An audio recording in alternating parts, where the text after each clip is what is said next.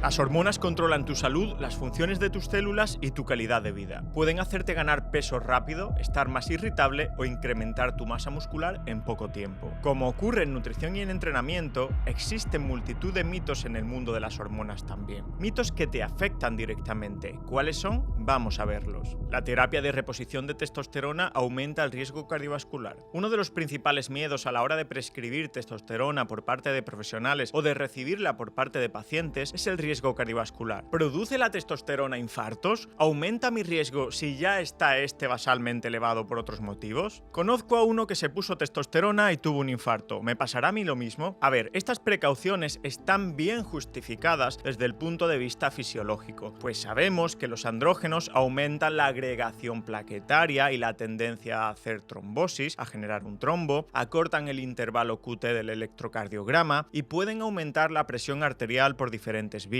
Sin embargo, cuando se da a las dosis adecuadas y en quien lo necesita, también mejora la sensibilidad a la insulina, incrementa tejidos magros, aumenta el gasto calórico y los niveles de actividad física y, muy importante, mejoran el estado de ánimo. Entonces, ¿en qué quedamos? ¿Es peligrosa o no la TRT en cuanto al riesgo cardiovascular? Pues veamos la evidencia. En este estudio publicado en el New England Journal of Medicine, pacientes con alto riesgo cardiovascular, que ya tenían varios factores de riesgo cardiovascular y, muy importante, concentraciones de testosterona bajas por debajo de los 300 nanogramos decilitro, recibieron o bien un gel de testosterona o bien un placebo. Los investigadores después ajustaron las dosis para alcanzar unos niveles entre 350 y 750 nanogramos por decilitro. Y estos son concentraciones normales, normofisiológicas. Al finalizar el tratamiento, que duró una media de 22 meses, vieron que el grupo que recibió testosterona tuvo 182 eventos cardiovasculares y el grupo que recibió un placebo 190. Es decir, no se puede decir a la vista de este estudio que la testosterona cause más riesgo de eventos cardiovasculares, y podría suceder lo contrario. Quédate con la idea, la TRT bien indicada y en dosis adecuadas no eleva el riesgo cardiovascular. ¿Sabes lo que sí lo eleva? Dos cosas. Primero, tener la testosterona baja, ya que esto empeora considerablemente tu metabolismo, lo que a su vez empeora tu árbol cardiovascular. Pero cuidado, el consumo de esteroides anabolizantes androgénicos a dosis altas también es un factor de riesgo cardiovascular de primerísimo orden. Como ves, la dosis hace el veneno. Segundo mito, el declive androgénico se debe a la edad. La mayoría de estudios epidemiológicos encuentran una caída de un 0,5% anual aproximado en los niveles de testosterona a partir de los 35 años. Caída que se acelera mucho a partir de los 65. Esto teóricamente se debe a una menor producción de GnRH y LH a nivel de hipotálamo e hipófisis respectivamente, así como una menor respuesta de los testículos a la LH. Pero la realidad es que existen muchos varones de 60, 70 e incluso 80 años con niveles de andrógenos totalmente normales y sin síntomas de hipogonadismo. ¿Qué ocurre entonces? Pues que cuando tenemos en cuenta en estos estudios factores como obesidad, otras patologías asociadas, horas de sueño, exposición a alcohol y tabaco o sedentarismo, nos damos cuenta de que el declive de andrógenos no se debe solo a la edad. Es más, podríamos decir que no se debe principalmente a la edad, se debe a los hábitos que van asociados a la edad. Es decir, conforme soplamos velas, nuestros hábitos cambian. En las últimas décadas de la vida somos más sedentarios, tenemos peor composición corporal y la exposición a tóxicos muchas veces continúa. Fíjate en este dato muy curioso. Aumentar el índice de masa corporal en 5 puntos o perder a tu esposa se asoció en este estudio con una caída en los niveles de testosterona similar a la ocurrida en 10 años de envejecimiento.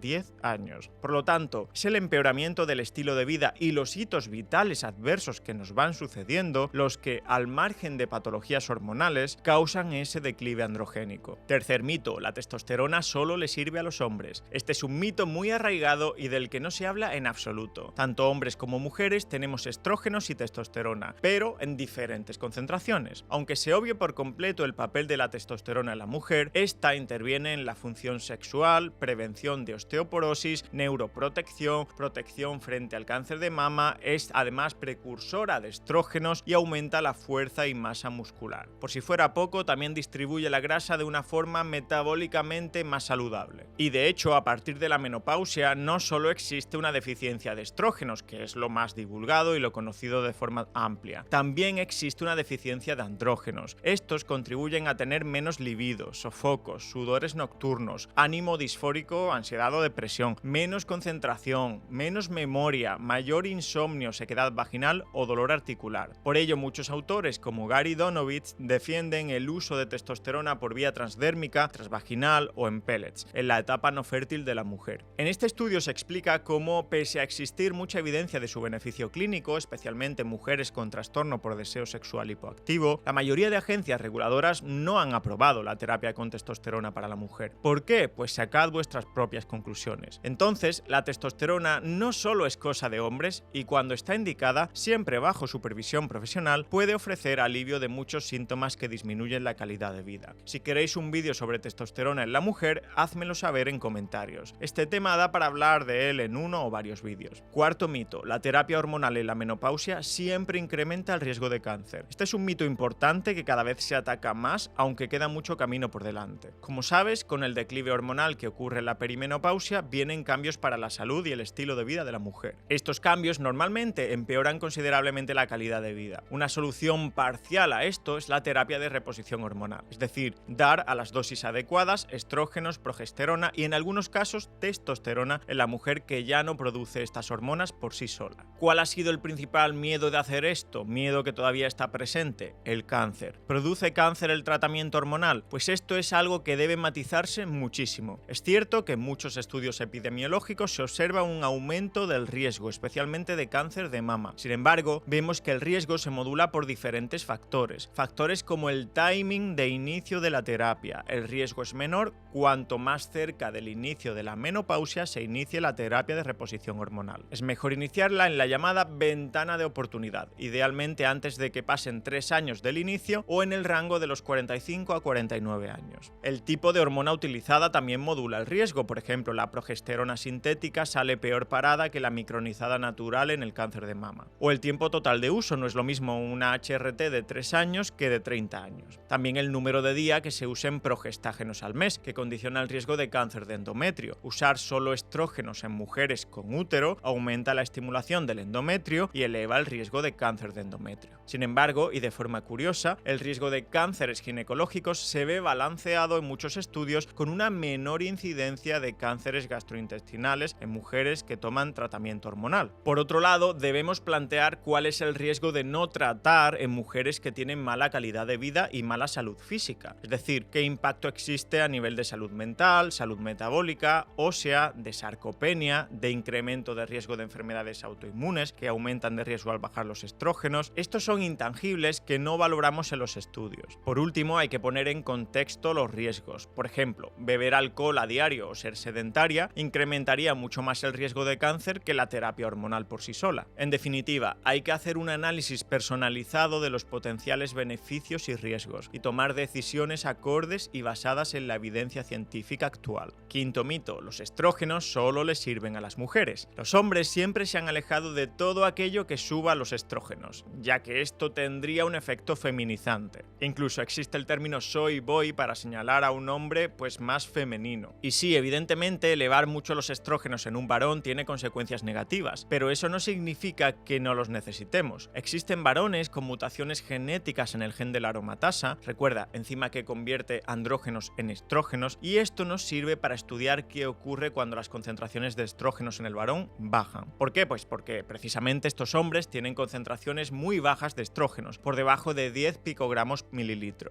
¿Qué les ocurre a ellos? Que tienen más osteopenia y osteoporosis, que además la tienen a edades menores, que tienen mayor riesgo cardiovascular, recuerda que los estrógenos protegen tu corazón, que tienen una espermatogénesis alterada, no forman bien espermatozoides, también disfunción eréctil, acumulan más grasa visceral, tienen un pelo y una piel menos fuertes y, muy importante, tienen mayor riesgo de Alzheimer y deterioro cognitivo. Por lo tanto, no, los estrógenos no son solo cosa de mujeres. Lo importante es tener una relación adecuada entre andrógenos y estrógenos. Cualquier desequilibrio en este ratio conllevará a problemas de salud. Hasta aquí el vídeo de hoy. ¿Qué mito te ha sorprendido más? ¿Cuáles conocías anteriormente? ¿Quieres que expliquemos algún otro? Nos vemos en el siguiente vídeo. Un fuerte abrazo y a seguir empoderando.